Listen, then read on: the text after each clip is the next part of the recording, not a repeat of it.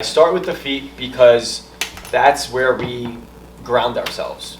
And he's doing a great job. Number one is we got to go barefoot. We got to feel the ground.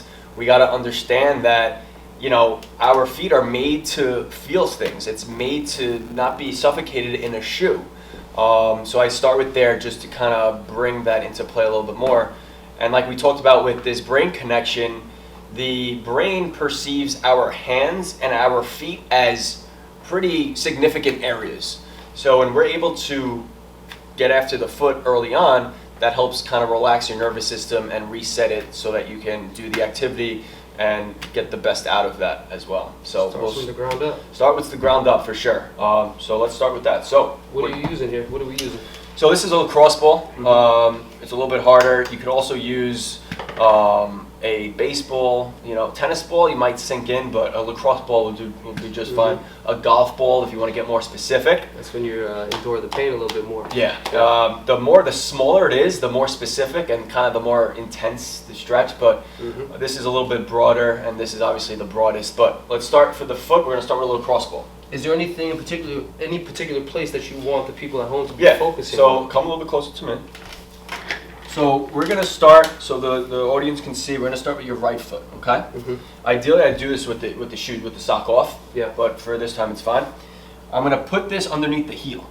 Yeah. So the heel is very important, right? Because when we're walking, heel contact is how we make our first step. Heel contact, and then the foot goes straight. So he's going to start on the heel. He's going to trace the outer portion to the pinky toe. He's going to come across to the big toe, and then he's going to come back to the heel. So he's going to make this kind of big triangle towards the pinky toe all the way. Let the toe splay a little bit across to the big toe, and then you're just going to come back. And do this about 5 to 10 times. And you want to go a little slower because he's going to do something right here. As he's coming across the foot, you want to see your toes splay a little bit over that, right? It's not just this back and forth thing. You want to actually see your bones kind of splay. Splaying means just to spread out over the ball that you're making contact with. So I start there. Okay. And so you're saying about, what did you say, 1 to 10 rolls? 1 to 5 rolls? Yeah, I start 5 to 10 rolls back and forth in that triangle fashion. And of course, as you're doing that, you're scanning, right? You're monitoring. You're being conscious of certain areas that might be more tight. So do you feel any tightness in one specific area? No, not at all. If you did, you can spend some time in that one area, of course. So let's say sometimes I have some people that do this and they work around the arches of the foot. Around the arches of the foot, they get into these little knots.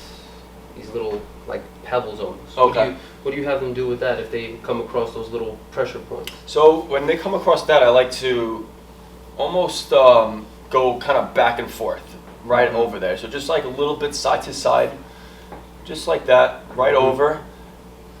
And then you can also kind of put your hand on top and put the pressure of your hand down. That's nice.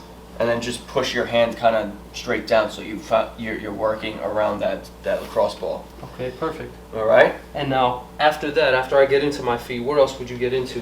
So now I would like to go on the top of the foot as well. And what you can do there is hold this on top, and you're going to just roll back and forth and just kind of get the top of your foot, because we give a lot of attention to the bottom of our foot, but we also want to give attention to the top of our foot, and especially in between the toes, like the webbing space.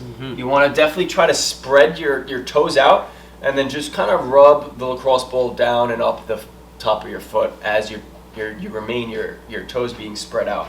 I can feel myself getting faster by the moment. Yeah. Go slow too, for sure. Yeah, he caught himself, but you do want to go slow.